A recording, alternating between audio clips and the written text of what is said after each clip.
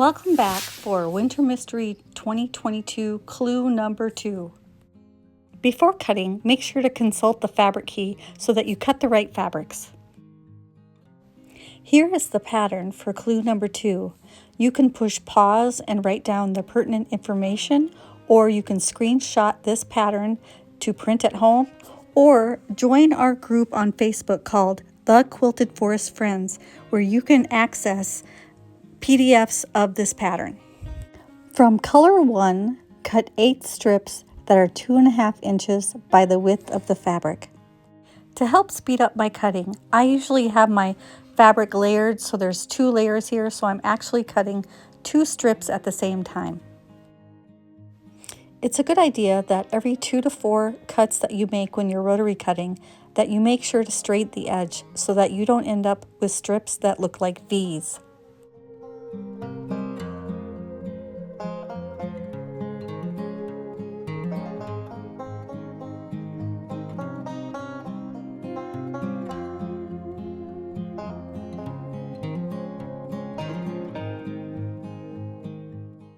From the background fabric, cut 8 strips that are 2.5 inches by the width of fabric. You'll notice that I seem to be having a little trouble cutting here. I think it's time for a new rotary blade.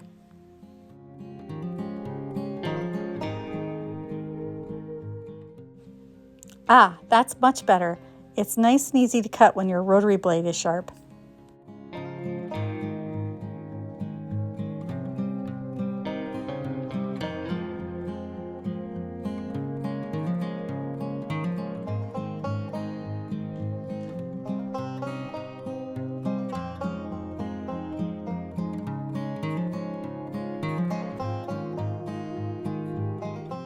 There are 8 strips of the color 1 and the background fabric are cut. We can head over to the sewing machine.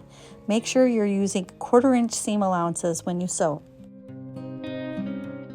Piece the background 2.5 inch strips to the color 1 2.5 inch strips. Use up all the strips to make 8 strip sets. Because I speed up the sewing when I'm putting these videos together, it may look like I'm not taking very good stitches here, that the stitches are really large, but what it is actually the needle is going so fast that you can't see all the stitches. So I am using a regular stitch length.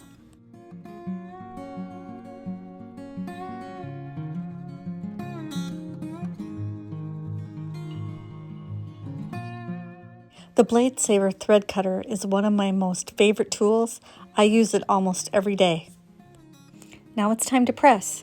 We're going to take these over to the ironing board and we are going to press toward the color 1 fabric. Pressing is one of the most important steps for achieving blocks that lay flat. If your fabric needs a little convincing to lay flat, Mary Ellen's Best Press Spray is a handy tool.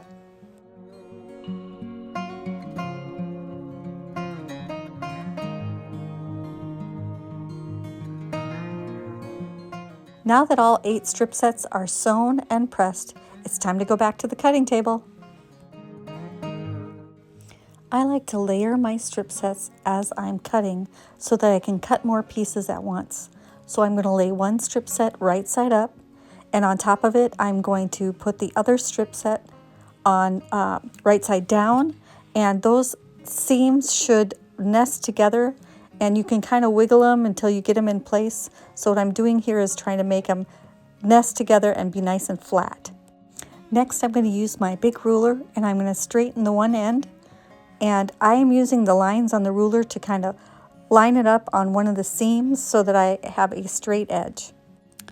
By cutting them using this method, you're going to have your pieces all ready to sew. We're making 4 patches and they're lined up and ready to send through the sewing machine without a lot of moving pieces around. So keep them together as you're cutting them and just stack them up. This is also a really efficient way to use your ruler. So instead of cutting 2.5 inches and moving your ruler and cutting 2.5 inches and moving your ruler, you're starting at 12.5 inches and then cutting it at 10, 7.5, 5, and 2.5. And that way, without moving your fabric very much, you can cut all those pieces and everything is nice and tidy.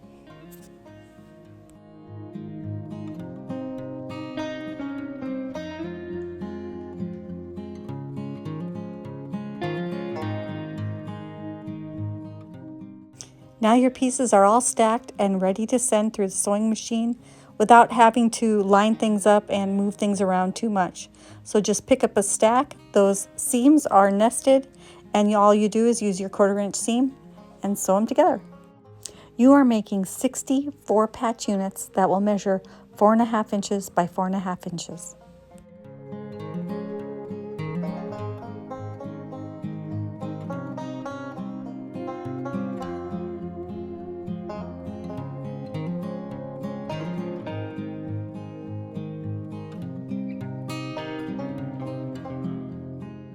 Once you get them cut apart with your Blade Saver thread cutter, it's time to take them over to the ironing board for one last time to press. I like to press my seam flat first to kind of set the threads, and then press my seam to one side.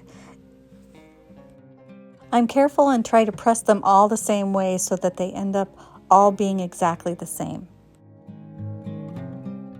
I have such a pretty pile of 4-patches. I am loving the way this fabric is looking sewn together.